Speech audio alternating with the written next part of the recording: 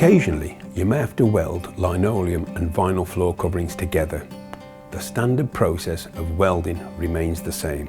When welding linoleum and vinyl floor coverings together, you should always use linoleum weld cable.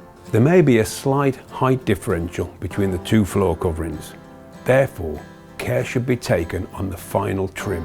The Mozart trimming knife works well on products of a different height, as the blade is quite small and can be angled to suit. Using a spatula trimming knife on products with a different height can be problematic, as the blade on the spatula is very wide and may cause damage to the higher product.